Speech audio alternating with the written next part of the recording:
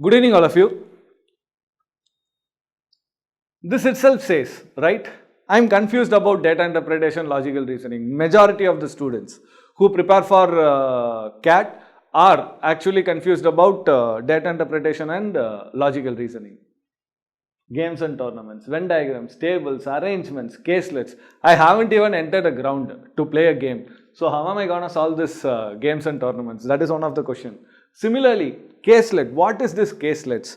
So is it going to be dealing with something regarding to legal or something like that? So don't worry about it, because today we are going to discuss about where do I start for my data interpretation, logical reasoning section. Where, it's not how, I would say rather where to start my preparation.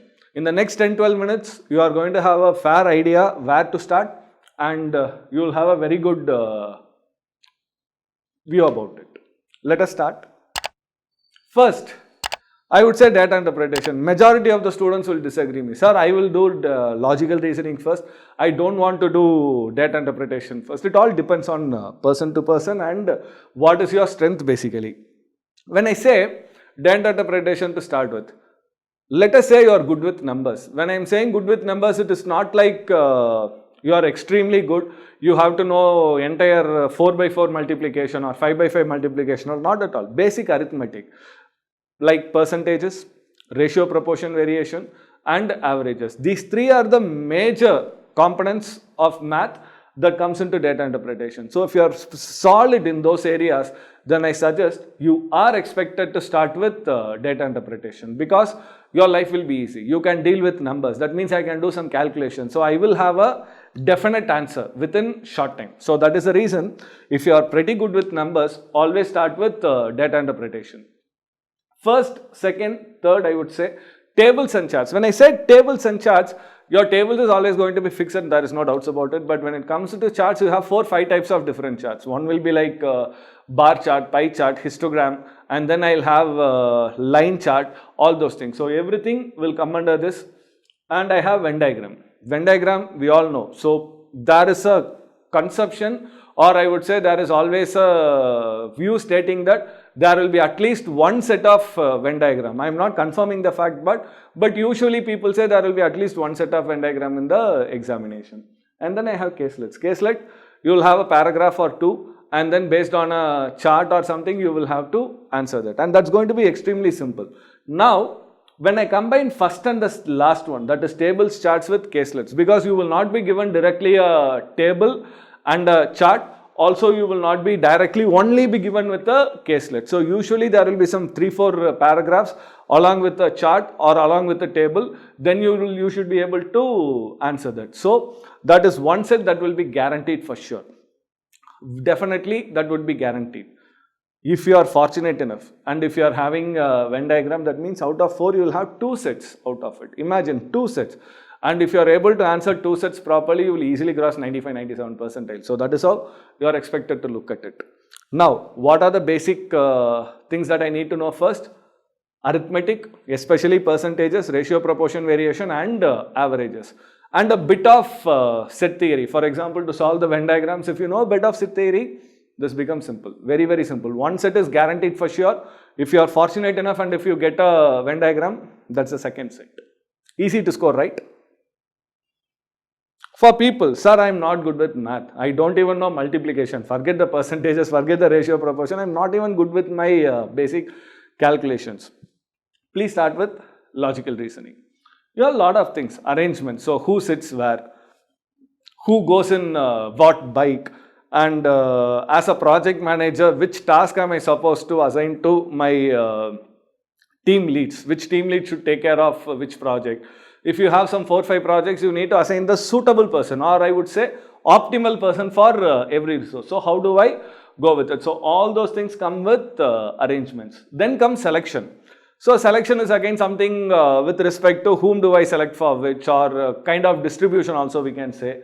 And then you have grids and maps. So I am not good with numbers, I can't deal with calculations, then it's always better to start with logical reasoning. That being said and done, you can't take the liberty of not doing math all the time, because knowing math is very important. Why? This is how you will usually face the questions.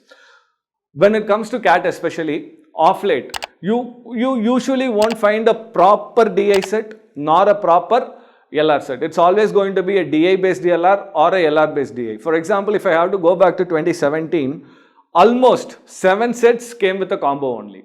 And almost in the afternoon slot, almost 6 sets came with a combo only. So if you think I'm good with numbers, I can deal only with data interpretation, you might be doomed. Same way, if you think I'm not good with numbers, I can't deal with data interpretation, I'll go only with logical reasoning, again you might be doomed. So it was all a combination of both. So starting, you start with logical reasoning, not a problem, but over a period of 1 or 2 months, ensure you are getting into the groove of arithmetic and set theory at least. So you will be able to answer those questions. Now, when I talk about DI based LR, I would suggest you to refer CAT 2017 slot 1, a set known as common entrance test. The link would be put in the description, so you can always view that. And it's a beautiful set actually. So you will have a proper mixture of LR along with data interpretation, I would say. Similarly, if you want to know about logical reasoning based data interpretation, again you can view the same paper, that is 2017, the same slot 1, named under team project. So you can always view it. And those two are really beautiful sets, and it might take you now. At the moment, you will be able to solve it in like 15-20 minutes, no doubts about it. So it will give you a fair idea on how do we go about it. And again, when you look at it, it's going to be a case study only. So that is the reason I told caselets are extremely important. You will have a lot of numbers, you will have something to be decoded using your reasoning, and there that would be given in the form of a case. So that's why I call it as caselet along with DI based LR. So all these are extremely important, guys. So the moment you become good with it, so start with either with data interpretation or start with logical reasoning. It all depends on how good you are with numbers, because every year whenever I see, around 35% of the students would say, sir, I will start with data interpretation because I am good with numbers. And they are right, of course.